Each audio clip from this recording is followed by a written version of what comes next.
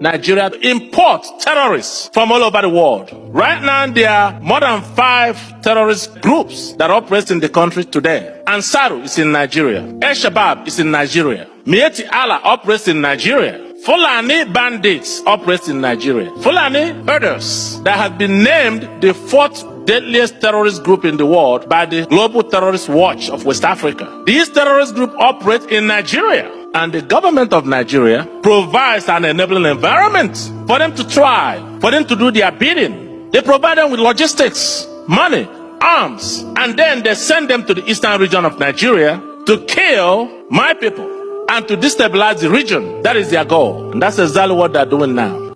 Even the Fulani bandits, they know they like making, they call them, say they Fulani, they calling them bandits. But they are Fulani people, and they don't come and go and talk, say, look, now this government bring them in 2015, say make them come help them do election. After election, they don't abandon them. So they look for money where they go chop. So the thing not be saying that the thing where anybody go hide, say he know they see. They are part of it. This government never come out to deny, say, na lie. We no do that kind of a thing. All right. So you see, one of the things that amuses me whenever they talk about insecurity and terrorism in Nigeria is that anytime they talk about insecurity, terrorism, they will call Igbo people. Before you know it, they will tell you, hey, well, let me not talk too much in this video. It's just quite funny, honestly speaking. It's just quite funny. But, you know, in this video, you are going to hear it from the horse's mouth. That is why I don't want to talk too much, because, you know, this kind of topic, if you too talk now, they will say, you don't talk this one. So let me just allow you to hear it from the horse's mouth. This person talking now is also a leader from the north. Come and hear waiting to talk about terrorism. Say they carried. We cannot talk. We cannot talk. I beg, please watch it. Then you drop your comment on the comment section.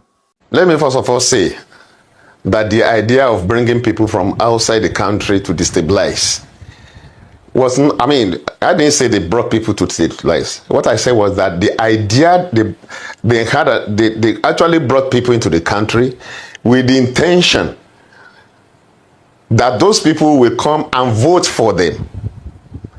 I think you understand? And they never realized, they never knew, they were never convinced that they were going to win that election, because PDP was very, very strong on ground. So the fear was that they were going to lose the election. So the only thing they could do was to bring in people who could serve as mercenaries to come and win elections for them through the back door. But when the new PDP came on board and joined them and form the APC and won the election, they didn't know what to do with those people. And in the process, those people became uncontrollable. I mean, many people have spoken about that. You've mentioned a name now, although I hate to mention names. You've mentioned a name now. You've mentioned the El-Rufai. I mean, he talked about them. The other day, I think on Friday, we saw more than 300 Boko Haram were reintegrated, disarmed, reintegrated back into the society. So we were seeing terrorists, people who kill people who kidnap, who destroy properties, people who are against the government are being reintegrated back into the society. So when I tell you now that government, and they are still saying to go back to their old ways. That's the funny thing. Or the irony in all of this is that some of them are seen to go back to their old ways. They go back, they give information, they go back to give their former counterparts information. So what is the point of still giving these people amnesty, reintegrating them back into the society when they still cause mayhem in the society? When I tell you that the government is not fighting terrorism, these are my reasons. You know, I've told you here. What is driving this is religious and ethnic sentiment. All those people that are integrated and all that, go and check where the religion they profess, go and check where they come from. That's what is driving it. So you cannot tell me that the federal government is fighting. No. Even these ones that are killing in Plateau and Benue, they know them, but they won't touch them. Promise, they will not touch them. If the security manage to catch any of them, tomorrow they are back. So what are you now telling me? That government is fighting? Is a lie. Pure lie, complete lie. They are not doing anything. All this thing you are hearing and seeing is just smoke screen. Shetima went to Plateau. He went to Bay. It's a pure lie. It's deceit. Pure deceit. They are not serious. Let that Shetima explain to us what he was doing with the Kabiru Sokoto. That was found in his with him. That was found in his residence. Of course. Before he became vice president, what was he doing with that man up to today? Did he explain to us? In Borno State. So please, people should spare all those tricks. I'm not interested. All right. When they are ready, and when Nigerians are ready, we will know how far. Until this thing get to a head, this matter will not be solved. Mark my word. Until it get to a head, until the people fight back with the same ammunition they are using against them, this thing will never come to an end. Member of the PDP, which is one of the strongest opposition party in the country. Anybody can say anything he likes or he wishes. Politics is about dreams. It's about aspirations. Politics is about wish. And so the wish of anybody is its own personal, consumption. And if the APC is saying what they are saying, according to what you said, I think that's their wish. Then the opposition, to remember, are there. They are not just sleeping. In spite of what you call the gale of defection, as far as I'm concerned, defection or no defection, the PDP is still a party that is very strong on ground as an opposition party.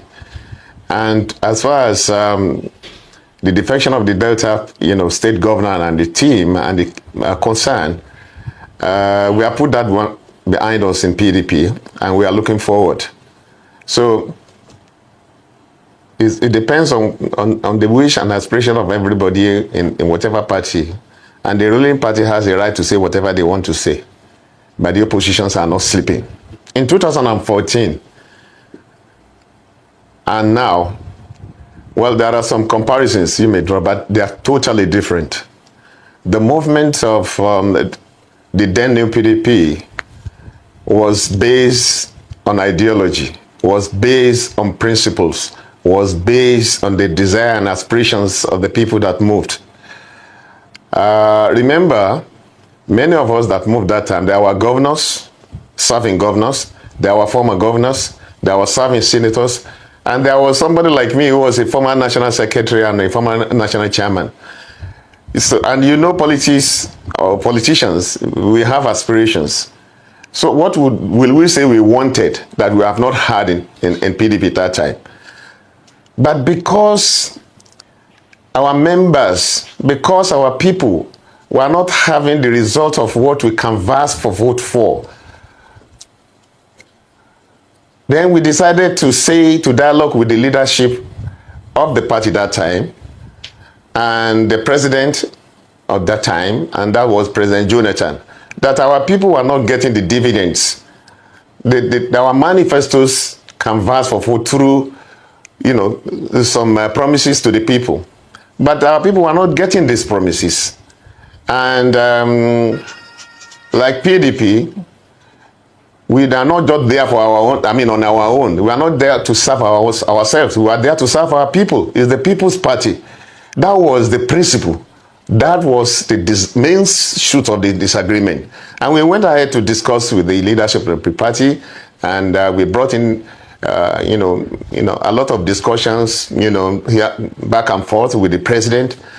I remember very well, Dr. Abati, although you are a passive observer from a distance, there were a lot of meetings here and there with Mr. President and the group, the new PDP. We came up with about 9, reasons or 9 items on the agenda that once our 9 points on the agenda were satisfied, which none of them has to do with anybody, except with the few 1 or 2 governors who have been unnecessarily and unreasonably suspended by the then national chairman. So all the reasons we gave were based on principles. All the reasons we gave were based on the wish and the welfare of our people. We started with those 9 reasons. We came down to 5 after dialoguing, and at the end of the day, we even came down to 1. That's compromise. That's sacrifice. This took about 4 months, if you recollect. And when we even came down to compromise 8 out of 9 reasons and said the president should just do one and we shall come back to the party, that one was not done. So we had reason to go. The present gale of defections have no reasons. They were unreasonable, but that's their own reason anyway. As far as the defection, the latest defection in the Delta State is concerned, as far as I'm concerned, I think the leaders of PDP have put that one behind us. And we are overflogging the matter. Well, what we are trying to do now is to look ahead and see what is possible. Then looking at the possibility of parties coming together to work. Yeah, it is possible. Very, very possible. We had it that time. And I want to build my chest at this moment that it was the possible merger of other political parties that brought in APC. And as a matter of fact, it was the merger of the new PDP then that came in with 5 governors, larger than any other group, that gave the ticket to APC, even if it was not recognized by the then president, Buhari. That kind of. And instead of having a pat on our back for it, all our discussions, all our agreement were violated, were not followed. And that was the reason why we came back. We quickly retraced our step. We realized that they were not the kind of people that we can work with. Okay, there are other ways of defeating APC or any party in power. It's not necessarily by actually coming together with many parties. All right. The comparison that I'm drawing is to let you see why some of us left in 2014 and why we came back. And we had grievances. The party called us for discussions. People that are defecting now have no grief. They didn't tell the party they were defecting. They didn't tell the party was doing anything wrong with them. They didn't tell the party that they have grievances. Okay. So that's why the party was shocked. But as of now, the party has gotten over the shock and we are moving forward. Let me first of all say that the idea of bringing people from outside the country to destabilize was, I didn't say they brought people to destabilize. What I said was that the idea, they actually brought people into the country with the intention that those people will come and vote for them. I think you understand? And they never realized, they never knew, they were never convinced that they were going to win that election because PDP was very, very strong on ground. So the fear was that they were going to lose the election. So the only thing they could do was to bring in people who could serve as mercenaries to come and win elections for them through the back door. But when the new PDP came on board and joined them and to form the APC and won the election, they didn't know what to do with those people. And in the process, those people became uncontrollable. Many people have spoken about that. You've mentioned a name now, although I hate to mention names. You've mentioned a name now. You've mentioned the El-Rufai. He talked about them. There were other people who are in APC now, who are strong members of APC now, serving at top positions, who also spoke about that. It was not only me. So that was exactly what. But to me, the scenario or the dynamics have changed. And what has changed the dynamics? What were the problems on ground that time? Are they still there, or they are not there? What was the economy of the country by 2014-15? By the time APC was coming on board, what is it now? What was it when the idea of Emilio came on board? What is happening now? The strength of the economy of the country. What is it now? Are we any better? These are questions we should ask ourselves. And then as a party, these are questions we go to the boardroom to ask ourselves and to give answers to how to make it better. And definitely I know we have the answers. It was not like this in 2014-15. And you know it for sure that if we have gotten the opportunity to continue, things will not be like this. As bad as it is now, I'm sure if the PDP comes in, if we are given the opportunity to come in, it will not be as bad or from bad to worse as it is now. It's an issue. Insecurity is an issue all over the world nowadays. But it was not as escalated as it is today, right? Which means enough attention or enough solution has not been has not been given to the issue of security in Nigeria. One would have thought that one of the cardinal, answers to the problems Nigerians have is to solve the insecurity first. But it's going from bad to worse. So the insecurity is not isolated to Nigeria. It's a national thing, but I think if the PDP get there, PDP will do far, far better than what is happening now. There are many problems to be solved, and we have started solving the problem. It might not be open now, but by the time the results are coming out, I think members and the general public, the entire Nigerians will be happy to have a very strong opposition.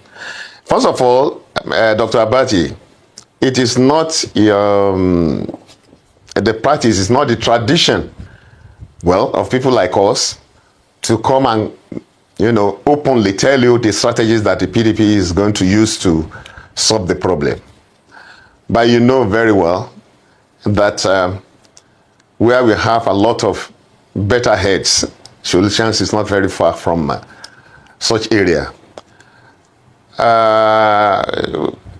First of all, we have removed panic because we have gotten over the shock of Delta. I must confess it was a shock because where you don't have any quarrel, you don't have any cause to say that any member or a group of people are complaining, suddenly they just wake up one day and say they are going. You get a shock, fine. But we've gotten over the shock. And what some of us are telling ourselves in the PDP is that enough is enough. Let's stop talking about the defection in Delta. Now we sit down in roundtable, and you can see what our governors have done within the last 3 days. And that's to tell you that we are moving forward. And one step after the other. We cannot say we cannot say we are changing the leadership of the party, we are resolving the problem in the leadership, particularly in the area of the secretaryship, and at the same time put up people to be suspended or put up people to be disciplined in one way or the other. We have to move one out. These problems do not come in one. All right. So you have seen it. Not be my mouth to come out from when I hear them from the horse's mouth. Anyway, drop your comment on the comment section what you think about this. I beg. Thank you very much. I'll see you in my next video. Thank you and God bless you.